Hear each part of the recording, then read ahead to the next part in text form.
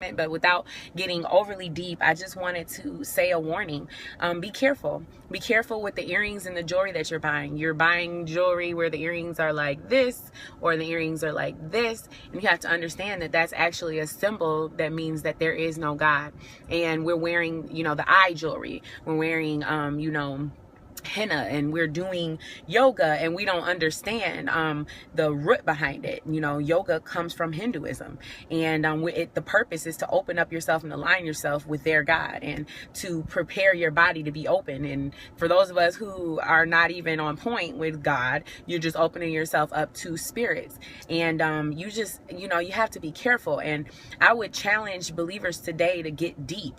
Like, I feel like we've kind of just stamped people that are deep as weirdos or doing too much or overzealous, but in reality, you better be doing too much, and you better do the most to make sure that you get to heaven. And I just think that we need to be more careful about the things that we're watching, and that was the reason why I made this. I felt led to make it because as I've been going to the movies and seeing these different movies, I'm like blown away at how overt and how bold the devil is getting these days, and how asleep the church is. And it's like we don't even know. We're sitting there and they're literally blaspheming the name of God. The movies are full of imagery and just satanic and antichrist images.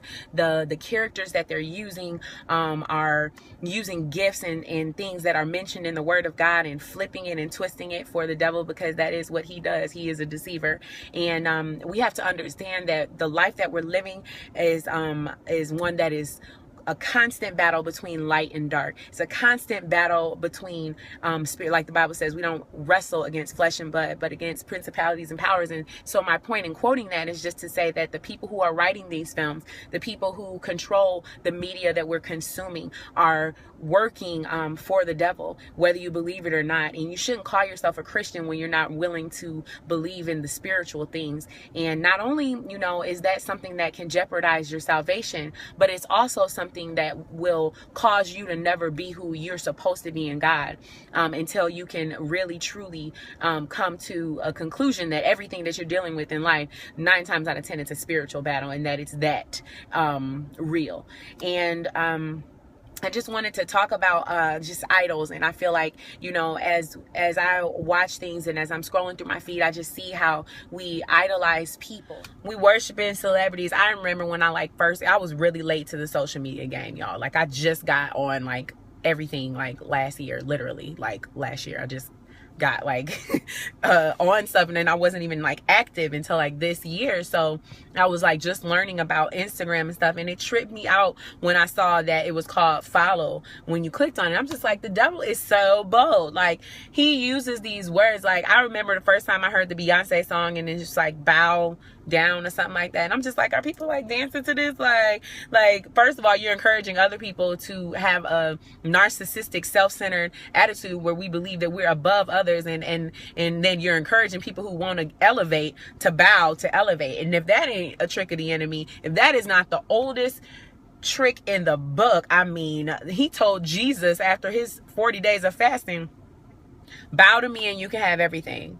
I'm like, people need to read their Bibles, and for real, I'm like, the devil is becoming very bold and overt with his tactics and his language. He's not even disguising it anymore, but he doesn't have to, because most of us don't know. Most of us are ignorant. And so he can just say whatever, and we would just say, okay. Kanye can literally put a crown of thorns on his head, call himself Jesus, and we just still buy an album. We are literally on Instagram just clicking follow, I'm following you, when we know that the root of Christianity is to be a follower of Jesus Christ, and you ain't supposed to really be following anybody but him. It's idolatry in modern forms. We calling ourselves bees because we in the beehive. We calling ourselves whatever because what's Rihanna, the army, and because we are with her. I'm like, I ain't in nobody's army but the army of the Lord. And listen to me, you better get the same attitude. Don't be tricked, don't be duped, because that's what the devil wants. He wants you to not have any power.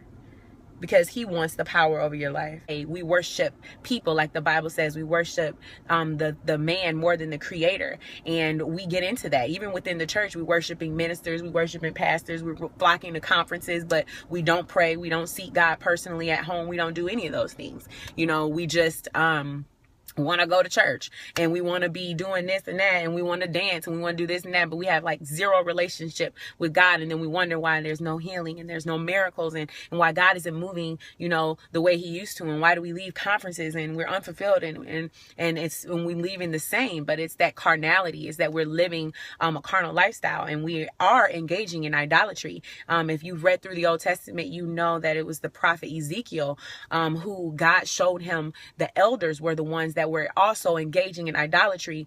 He showed them, and they thought that God wouldn't see them.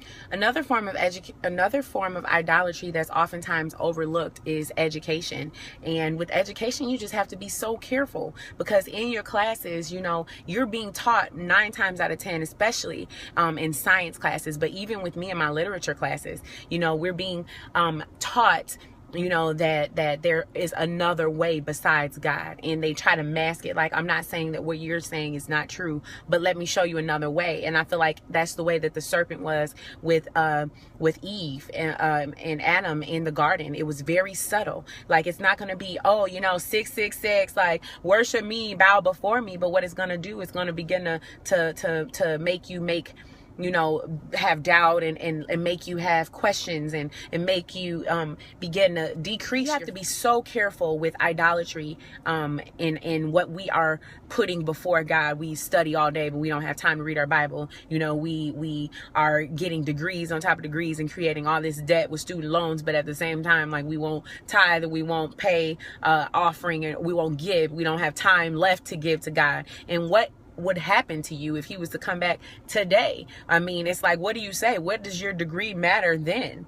Like, he is God of all. What are you studying if you're not studying him? What more is there to study besides him who has created everything and knows all things? Isn't he the source of knowledge of all truth? And so shouldn't we be seeking after him beyond seeking after a false God, a false impersonation of education and truth and knowledge?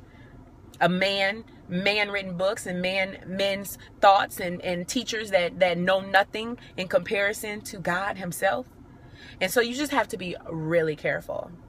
And so I would just say, flush out your life, and anything that is not like God, anything that's coming before God. Listen, when you go into church and your phone just start bling bling, like, it's like notifications on Facebook, notifications on Instagram, and I'm on my phone because I do like music and stuff, so I have like my song list on there, and it's a battle. I have to like not click on it, because if you click on it, you will just be on your phone through the whole sermon and you won't hear anything. And that's the way that the devil fights. That is a trick of the enemy. He is trying to attack you and keep you distracted. And so I would just say, be careful and be aware of the wiles and the schemes of the enemy, and don't put anything before God, because anything that you put before God is idolatry. And yes, that means even you doing things to yourself, because that's another form of modern idolatry, is just worshiping ourselves. We just like, I'm cute, like, I spend all my time on me, like I'm getting plastic surgery, or I'm doing this or that, not realizing like that we're trying to create something that we feel is worthy. And we're never going to be worthy. We were never worthy. And that's the beauty of being a child of God, because as unworthy as we are, he still loved us. And that's what we're supposed to be sharing. And be careful. The Bible says, little children, keep your little children, keep yourselves from idols, is what it says.